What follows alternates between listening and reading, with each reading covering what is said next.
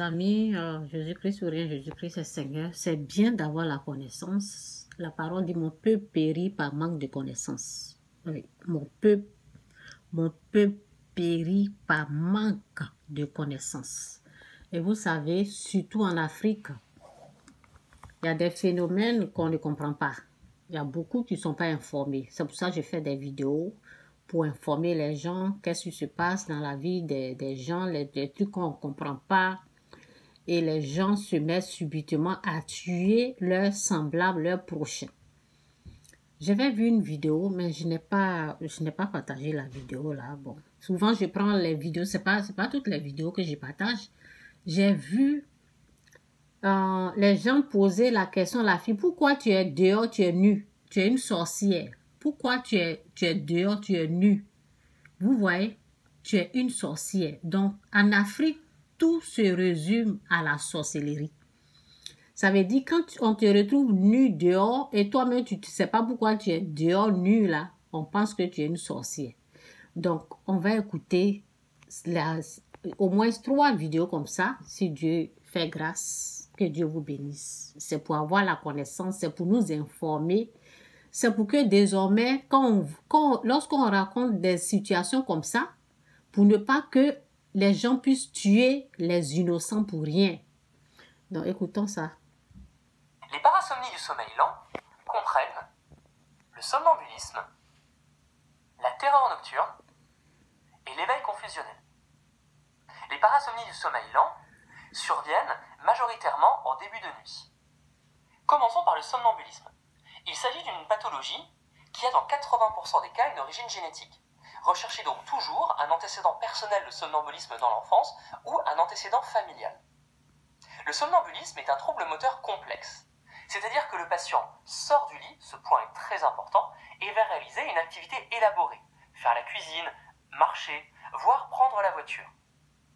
Il n'a aucune conscience du trouble, il est totalement endormi et ne s'en souvient pas au réveil. Le somnambulisme est favorisé par le stress, la privation de sommeil, l'alcool et les bruits durant la nuit. Souvent, il y a les vidéos où on retrouve les vieilles femmes là. Il y a les femmes âgées là, elles sont sur les toits. Ou bien un homme qu'on retrouve sur les toits par exemple. Et brusquement, les gens, ce qui vient dans leur pensée, c'est la sorcellerie. Donc, vous avez entendu très bien ce qu'il a dit. Il y a les gens même qui sont endormis, qui vont conduire, qui sont endormis, qui vont manger. Vous comprenez un peu ce qui se passe là? Donc, informons-nous, c'est important. Au lieu de tuer les gens n'importe comment. Parce que après là, tu tues un être humain pour rien du tout, ta place sera en enfer au fait. La nuit. Le traitement comprend le respect des règles d'hygiène du sommeil. Je vous invite à aller voir ma vidéo volontairement en début de nuit. Commençons par le somnambulisme. Il s'agit d'une pathologie qui a dans 80% des cas une origine génétique. Recherchez donc toujours un antécédent personnel de somnambulisme dans l'enfance ou un antécédent familial. Le somnambulisme est un trouble moteur complexe, c'est-à-dire que le patient sort du lit, ce point est très important, et va réaliser une activité élaborée, faire la cuisine, marcher, voire prendre la voiture. Il n'a aucune conscience du trouble, il est totalement endormi et ne s'en souvient pas au réveil. Le somnambulisme est favorisé par le stress, la privation de sommeil, l'alcool et les bruits durant la nuit. Le traitement comprend le respect des règles d'hygiène du sommeil, je vous invite à aller voir ma vidéo là-dessus spécifiquement dédiée, la sécurisation de l'environnement, et si cela ne fonctionne pas, une benzodiazépine spécifique type clonazepam. La terreur nocturne est très fréquente chez l'enfant et a tendance à s'estomper avec l'âge. Elle comprend un cri avec une hyperactivation du système nerveux autonome, c'est-à-dire des pleurs, des sueurs et de la peur sur le visage. Le patient reste dans le lit, n'a aucune conscience de l'épisode et ne s'en souviendra pas le lendemain. Il n'y a pas de traitement spécifique. L'éveil confusionnel correspond à un épisode de confusion juste après un réveil nocturne. Le patient ne saura pas comment il s'appelle ni où il se trouve et il retrouvera ses esprits au bout de quelques minutes. Il n'y a pas de traitement spécifique à ce trouble. Parlons à présent des parasomnies du sommeil paradoxal. Les parasomnies du sommeil paradoxal comprennent 3 entités. Le trouble du comportement en sommeil paradoxal, la maladie des cauchemars et la paralysie du sommeil. Elles surviennent généralement en deuxième partie de nuit. Le trouble du comportement en sommeil paradoxal. Rappelez-vous, dans notre vidéo sur les stades du sommeil, nous avons vu que pendant le sommeil paradoxal, il y avait une atonie musculaire. Et que c'est à ce moment-là qu'avaient lieu les rêves. Dans le trouble du comportement en sommeil paradoxal, il y a une levée de l'atonie musculaire. C'est-à-dire que le patient rêve, mais il peut bouger, donc il vit ses rêves, tout en restant dans le lit. Ce point est très important. Il aura souvent tendance à blesser son partenaire au lit, c'est un motif fréquent de consultation. C'est une pathologie qui touche généralement les hommes de plus de 50 ans. Faites très attention avant de porter le diagnostic, car cette pathologie est prédictive dans 40% des cas d'une maladie neurodégénérative dans les 5 ans. La maladie des cauchemars correspond à des cauchemars qui se répètent plus de 3 fois par semaine pendant plus de 3 mois. Il s'agit d'un défaut du mécanisme d'adaptation des rêves. Nous en discuterons plus longuement dans une vidéo spécialement dédiée là-dessus. La paralysie du sommeil survient au moment du réveil, après une sieste ou le matin. Rappelez-vous, nous avons vu que pendant le sommeil paradoxal, il y a une atonie musculaire. Généralement, on se réveille alors qu'on était précédemment en sommeil paradoxal. Une petite structure qu'on nomme le locus coeruleus dans le mésencéphale est responsable de la levée de l'atonie musculaire lorsqu'on se réveille. Il existe dans la paralysie du sommeil un temps de latence, de quelques secondes à quelques minutes. C'est-à-dire que l'individu va être éveillé, conscient, mais il est toujours immobilisé par l'atonie musculaire. Il n'y a pas de traitement spécifique. Dans les cas graves, quand cela survient trop fréquemment, on peut mettre en place certains antidépresseurs à faible dose. Je vous souhaite bon courage dans vos révisions et à très bientôt sur Psychotips. Patrick Roger. Et il paraît que 2% des adultes sont somnambules, la grande majorité depuis leur enfance d'ailleurs. Ils ne ressentent pas la douleur. Ce que je disais tout à l'heure, quelqu'un qui tombe du 3e étage, il se fait quelques fractures, mais il peut encore dormir en bas. C'est ce qui se passe. Bonjour, docteur Kierzek. Bonjour Patrick. Alors oui, quelqu'un qui tombe du 3e étage, bien sûr, il peut se faire mal, il peut se faire des fractures, mais c'est ce que révèle une équipe française de Montpellier dans une revue sur le sommeil. Sur 100 somnambules qui ont été étudiés, 47 se sont blessés lors d'une promenade nocturne, donc on peut se faire mal lors de ces promenades de somnambulisme. 10 se sont réveillés, mais les autres sont retournés se coucher, et certains avec des fractures, et la douleur ne se réveillait que le lendemain, donc la sensibilité à la douleur est diminuée. En revanche, la sensibilité de jour à la douleur est supérieure, puisque les somnambules ont 4 fois plus de maux de tête que la population générale et 10 fois plus de migraines. Alors ça vient d'où et que fait une personne atteinte de somnambulisme. Eh bien, elle est endormie et elle va se lever, elle va exécuter des mouvements simples, elle va pouvoir marcher, elle va pouvoir faire des mouvements simples parce que les mouvements complexes, c'est beaucoup plus difficile à faire, notamment, c'est très rare qu'un somnambule écrive des emails ou arrive à conduire une voiture ou à présenter une matinale. En revanche, faire des mouvements simples comme marcher de manière automatique, ça c'est quelque chose qui est relativement classique. Et puis après la balade nocturne, il retourne se coucher. Oui, alors et c'est une maladie, hein, c'est ça? Oui, c'est ce qu'on appelle une parasomnie, c'est un trouble du sommeil qui entraîne, il y a un état de dissociation entre la conscience et la perception de la douleur. Voilà pourquoi les somnambules n'ont pas mal, par exemple, quand ils sont dans leur promenade ou quand ils tombent lors des promenades nocturnes. Donc c'est une dissociation, c'est le sommeil profond qui va être perturbé et les mouvements vont être automatiques et vont s'exécuter tout seuls pendant le sommeil. Est-ce que l'on peut, ou est-ce qu'il faut réveiller un somnambule si on le croise dans la rue? Alors ça c'est la grande question. Non, il est plutôt conseillé avant la rue, peut-être en fait dans les escaliers ou chez soi. Il est plutôt conseillé de ne pas les réveiller car ça va entraîner un état de confusion mentale, éventuellement une réaction un peu violente de la part du somnambule. Donc il est plutôt conseillé de le protéger, bien sûr, et avant qu'il descende les escaliers, il va falloir sécuriser. Vous avez entendu, de le protéger. Quelqu'un qui est somnambule, il va falloir... Et en Afrique, ils vont dire, tu es une sorcière, qu'est-ce que tu as fait? Combien tu as mangé? Vous voyez des conneries comme ça, protéger cette personne. la maison ou l'appartement de façon à ce qu'il ne se blesse pas lors de ces virées nocturnes, et il va falloir tout simplement le reconduire et le ramener jusqu'à son lit, et le lendemain il ne se souviendra de rien. Alors c'est plutôt à l'enfance hein, qu'on est somnambule et ça nous poursuit par la suite si je puis dire. C'est plutôt à l'enfance, autour de 8 ans, jusqu'à 20% des enfants autour de 8 ans seraient somnambules. Ça va diminuer au fur et à mesure que l'enfant grandit, ça diminue chez l'adolescent, ça diminue chez les adultes, et c'est très rare qu'un adulte soit somnambule s'il ne l'a pas été quand il était enfant, et on considère entre 1 et 2% des adultes qui seraient somnambules. Et il y a une composante génétique, donc il y a des familles de somnambules. Et est-ce que ça se traite ?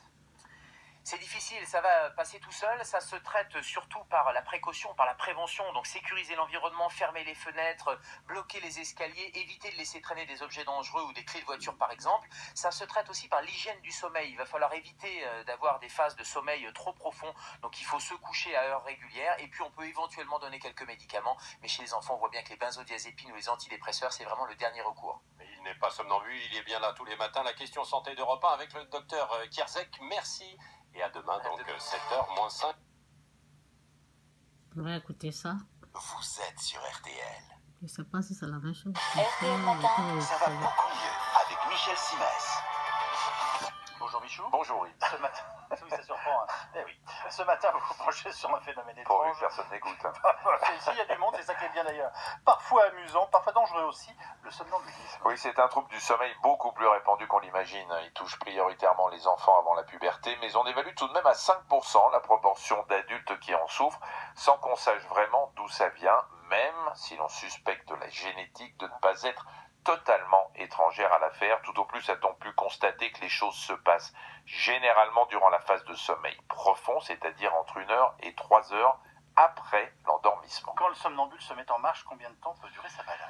Eh bien, ça peut durer 5 minutes comme une demi-heure. Parfois, le somnambule se contente de s'asseoir au bord du matelas avant de se remettre sous la couette, mais parfois il part en goguette. Il n'est ni endormi ni réveillé, ou plutôt, il est l'un et l'autre. Concrètement, la partie qui gère la motricité est en éveil, alors que la partie où se joue la réflexion continue à faire un gros dodo. Et à partir du moment où le somnambule est mobile et ne réfléchit plus, il peut faire n'importe quoi, aller chercher la salade de fruits dans le frigo pour la manger dans son lit au risque d'en mettre un peu partout, mais aussi emprunter les escaliers, se saisir d'un couteau, au risque de blesser ou de se blesser. Vous le voyez, la panoplie des bizarreries est assez large. On a même vu des somnambules avoir des comportements sexuels inappropriés et ne rien se rappeler au réveil. Que faire quand on vit avec une personne somnambule? Alors d'abord, il faut sécuriser les lieux. Les fenêtres et les volets doivent être fermés. Même chose évidemment avec la porte d'entrée qui, elle, doit être fermée à double tour sans que les clés restent sur la porte. Et si vous surprenez la personne en pleine crise, vous pouvez la réveiller, mais faites-le en douceur, sans la brusquer. Alors vous disiez que les enfants sont particulièrement concernés par le somnambulisme. Doivent-ils faire l'objet de mesures particulières? Oui, il faut éviter de les faire dormir dans une mezzanine ou un lit superposé, histoire de les protéger d'une éventuelle chute. Après, pour eux comme pour les adultes, tout ce qui concourt à améliorer la qualité du sommeil est bon à prendre. On peut donc l'inciter à dormir avec des bouchons d'oreilles pour le protéger du bruit, lui conseiller aussi d'alléger son dîner. S'il est trop copieux, ça perturbe le sommeil et ça peut favoriser les crises si le patient est familier de la chose. Faut-il consulter quand on est somnambule?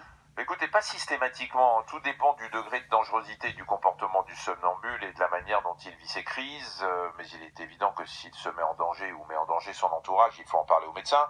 Même chose s'il se réveille souvent épuisé et qu'il souffre de la situation parce qu'il a honte de ce qu'il a fait quand on l'en informe le lendemain. Oui, parce que j'ai oublié un conseil tout bête mais qui peut s'avérer judicieux, le somnambule doit dormir en pyjama. Ah bon, pyjama pourquoi? Eh ben, parce que si le somnambule trouve un moyen d'aller à l'extérieur, au moins il ne sera pas tout nu. Pour être somnambule, on n'en demeure pas moins digne. Vous voyez, lorsque la personne se retrouve dehors souvent, et en Afrique, c'est la sorcellerie. Vous voyez, donc la personne peut sortir et on peut trouver une personne nue comme ça dehors. C'est pas parce que cette personne, c'est une sorcière, mais c'est parce que elle est endormie.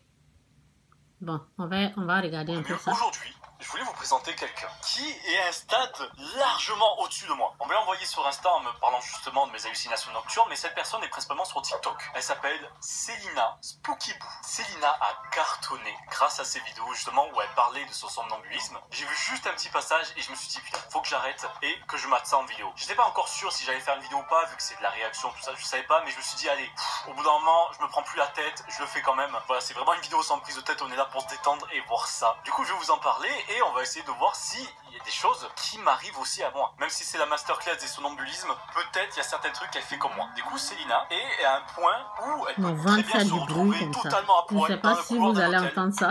Ça fait du bruit, ça. Avec rien, même pas la carte de sa chambre pour rentrer, juste avec un téléphone pour se filmer. C'est à ce point-là de somnambule, tu vois. Vous voyez ce qu'on va regarder? Allez, on se regarde ça.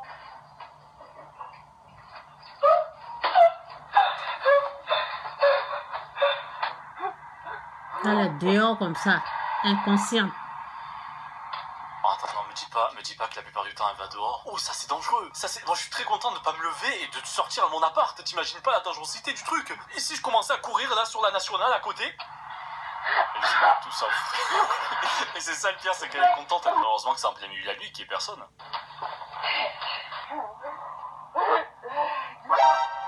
Oh non, oh non. La reine pièce est tombée sur quelqu'un qui est totalement conscient.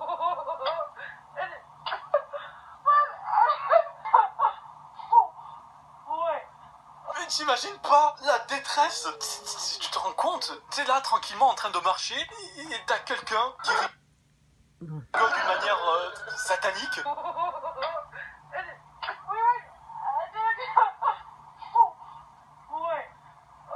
Je suis pas du tout à ce niveau-là, mais je trouve ça cool qu'elle partage ça, c'est intéressant. C'est compliqué en termes de vie privée de partager des choses comme ça, elle est très forte, je la trouve géniale. Ah, le youtubeur qui est en moi, il dit à 50 000 pouces bleus, je le fais. Là, on n'est pas...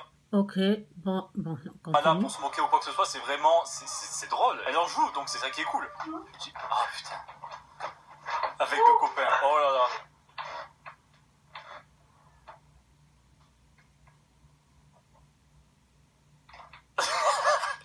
Ça m'est déjà arrivé, je veux poser un objet ou quoi que ce soit, c'est toujours aux alentours de mon lit. Hein. Jamais je me lève pour aller dans le salon, ou du moins je m'en souviens pas, parce que dans ce genre de... Bon, on va pas tout enregistrer. Vous avez vu, elle est complètement endormie. Bon, je vais seulement montrer une vidéo là et puis c'est tout. Parce que c'est... Bon, on va voir pour l'Afrique. En Afrique, hein. Toute la sorcellerie en Afrique. Essayez de vous informer un peu.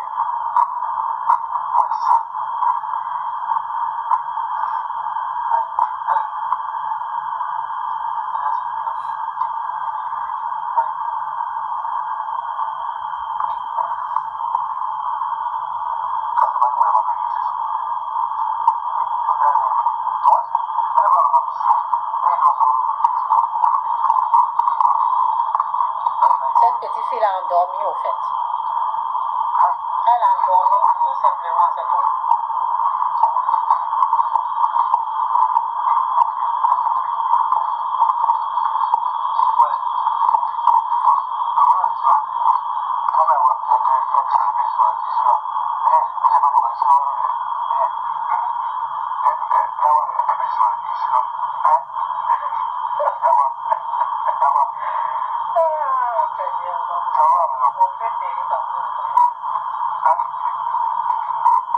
Vous pouvez savoir là.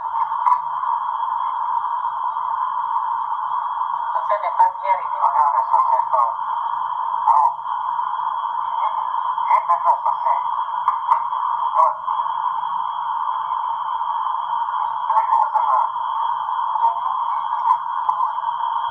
Ok, elle est traitée de sorcière. Vous voyez un peu la différence? Donc, lorsque vous tombez sur une vidéo comme ça, là, il faut informer les autres pour ne pas que ça soit la sorcellerie en Afrique seulement. Tout est la sorcellerie. Informez-vous un peu. Montrez ces vidéos-là pour que les gens puissent avoir la connaissance. Elle n'est pas une sorcière. Que Dieu vous bénisse. Jésus-Christ sourire. Ça sera ma dernière vidéo sur ce sujet-là. On continue. Si ça sort encore, je vais vous montrer d'autres choses encore. Ok, que Dieu vous bénisse. Jésus-Christ sur rien. Le seul sorcier, c'est Satan. Ce n'est pas les êtres humains.